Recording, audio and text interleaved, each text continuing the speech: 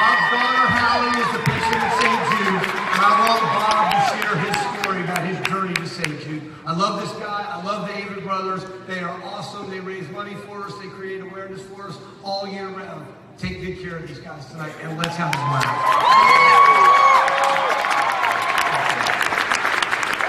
I love Rick Shadiak. He's my mentor. He's somebody I look up to, and I say I want to be like Rick. I see him in the hallways when we come back for Hallie's checkups. I see him in the hallways. I see him with the families. He's the CEO of ALSAC, but he cares about each and every patient. He cares about each and every family, and it's just it's a lesson of the Good Samaritan. You know, it's funny. Rick talked about that, and he mentioned his quote. Well, one of my favorite quotes that I'll just reference, I can't quote it verbatim, but Mark Twain, in his book Life on the Mississippi, says that Memphis is practiced in the art of the Good Samaritan.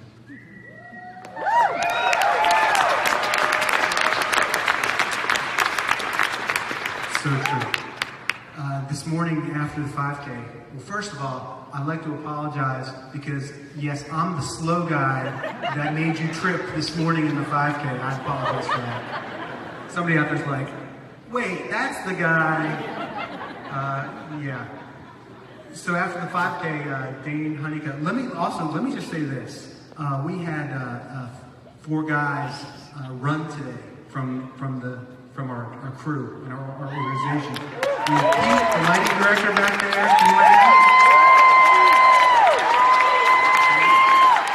We have Adam Stockdale,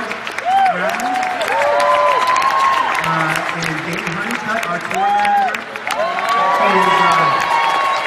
If you've ever seen the Charles Atlas, the guy with the world on his shoulders, that's Dane carrying us. So he was the actual model for it. He's the actual model for it. Yeah.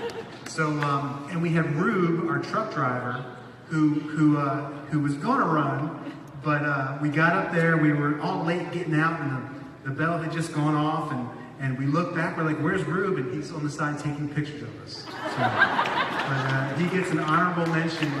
Way to go, Rube! A sweetheart of a man with the biggest heart in this room. I gotta tell you, to be honest with you.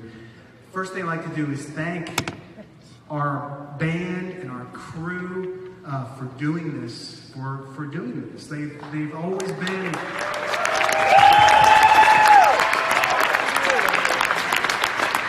From the moment Hallie got sick, they were by her side and my side and my wife's side, our family's side. It's never stopped. They are as committed to this cause as I am.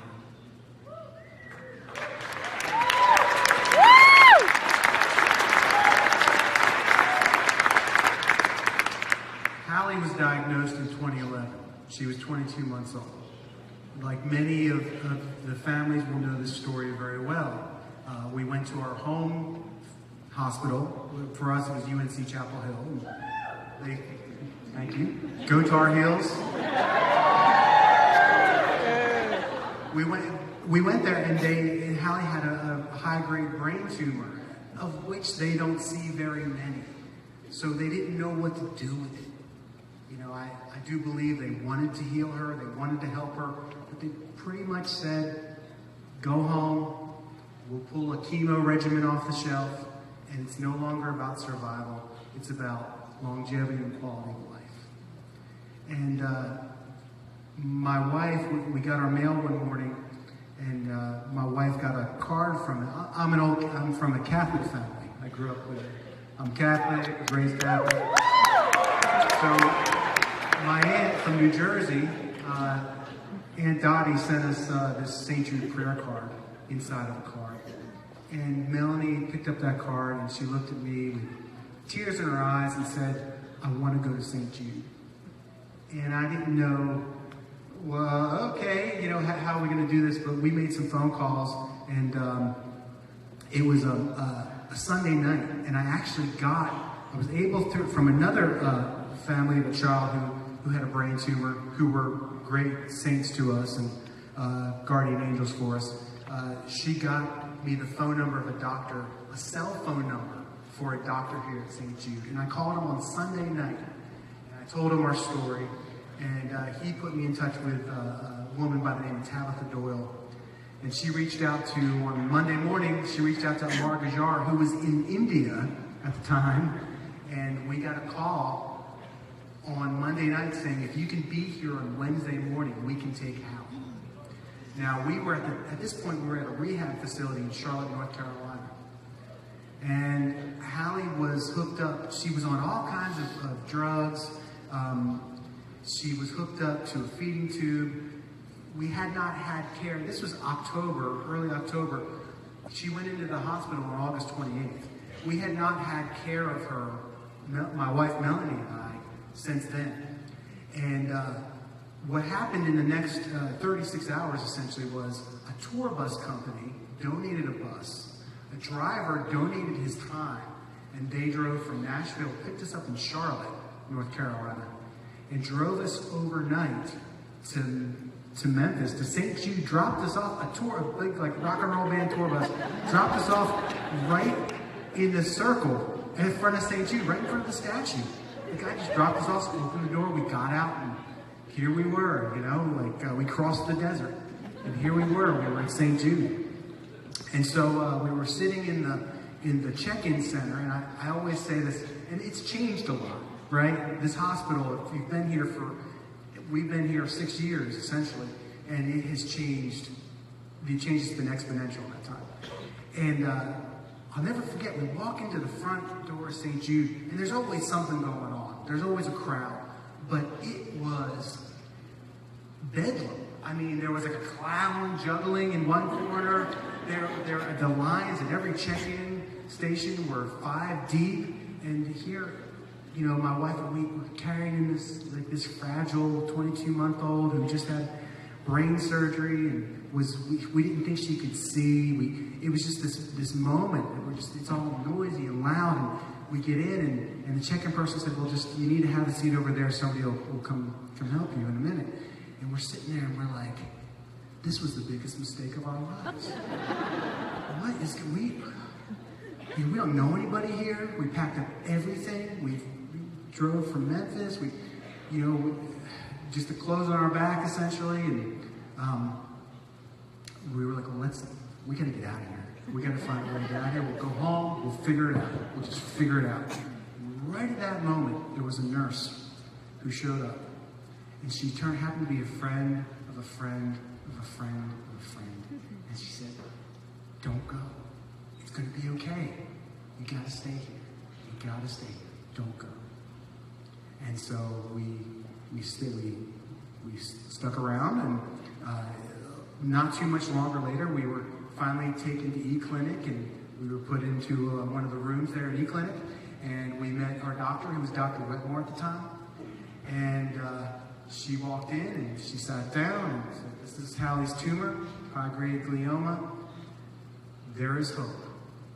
We're going to cure her. She's going to go to kindergarten.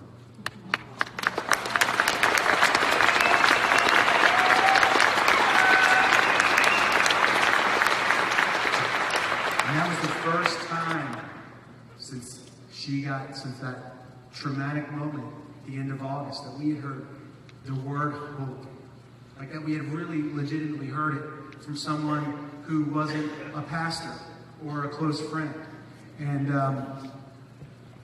so we stayed. And lo and behold, Hallie's 8 years old now. She's in first grade. She's been there.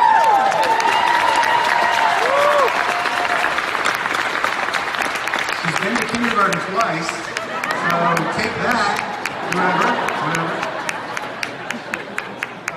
So we come back, so we did 6 months here. We went home on oral chemo for 6 months. 5 months later, her cancer came back. We came back in 2013. She had surgery at Le Bonheur. She did 3 months of radiation, and she is, March will be 60 months. She's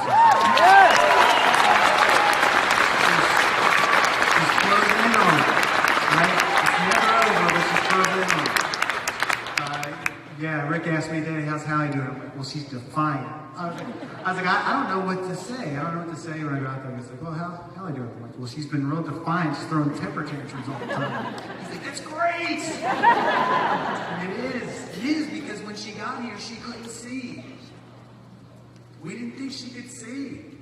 I'll never forget it. It was the night before her first chemotherapy, and I'm in the room with her up on the floor, and I'm sitting over her bed, and I'm playing Mahalia Jackson on my phone. And thank you, Mahalia Jackson. Come on. Mahalia Jackson was the one who told Martin Luther King, because she inspired the I Have a Dream speech. He was giving a speech on the National Mall, and she standing behind. She said, "Tell him about the dream, Martin. Tell him about the dream." And he went off. So Mahalia Jackson, and her name was Hallie. So there you go. So we're sitting there, and we're listening to Mahalia Jackson, and I'm holding a pink ball. You know those spiky balls for little kids, little plastic balls. If anybody has kids, they know what I'm talking about. And she said, and just me and her in the room. And she said,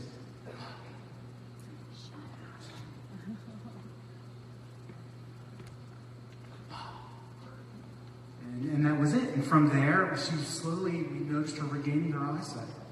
That's like the first miracle of St. Jude, of which there be many more. So, but what I really wanted to talk about in this time that I said would be very short and brief to the guys and the gals,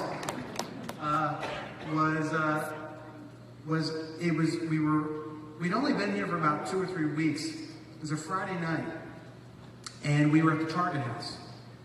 And my wife went online, and she set up a tribute page for Hallie. We early on, we realized that when something like this happens to your child, your instinct is, we need to beat this thing. We need to make justice for our child and for all the other children out there.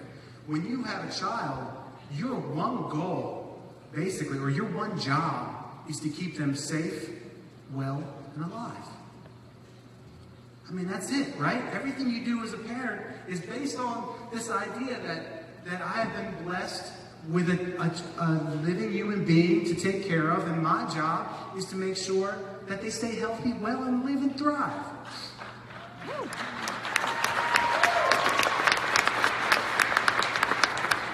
And when that is taken away from you by cancer, when you no longer have that kind of control as a parent, you begin, you just lose your direction. You lose your North Star a little bit.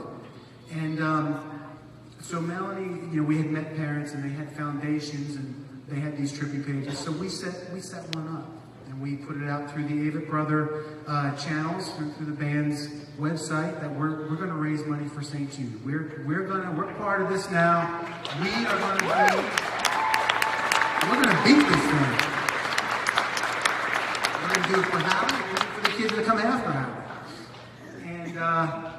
And so, we got involved, and we raised $15,000 the first year, and then we started doing, when we got home, we got back into normal life, we started doing the St. Jude Walk. Has anybody been a part of the St. Jude Walk in your hometown? They do them all over the country. And, fans just out of nowhere said, hey, we want to get involved. So all over the country, we began to see these groups of Avett Brother fans form their teams and raise money for the St. Jude Walk. And this year, I am humbled and honored to say they raised $65,515. And it kind of becomes this thing where it's that thing, it's like a song, right? It's created, it leaves your hands, and then it becomes, we didn't do it, This year, the Crawford family didn't even walk this year. And it has gone on. It has been carried on. Thank you so much, Hallie. Somebody said Hallie. They've said, we're picking this up. And then through that, you meet all these other families who have suffered and who go through this. And let me say something. And our guys and gals, you know, we used to be all guys. And then we added Joe Plum. And then we had Tanya, and now we have Bonnie Reedy. Sorry, Nick. Bonnie Reedy, and so now we're guys and gals. But of all the things we get to do, I'm sure of this, right? And it's not just St. Jude, and it's not just meeting people who've suffered from cancer, but it's meeting veterans and people who have gone through all different kinds of tragedies and suffering in their lives. And they have been touched by the music, and we get to meet them and hug them.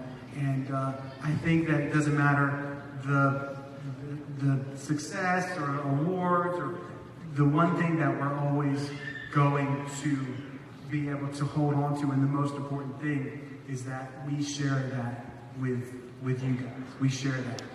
We get to share it. So I'm done. Let's play some music. Next year, Nation, let's do 100,000. Yeah!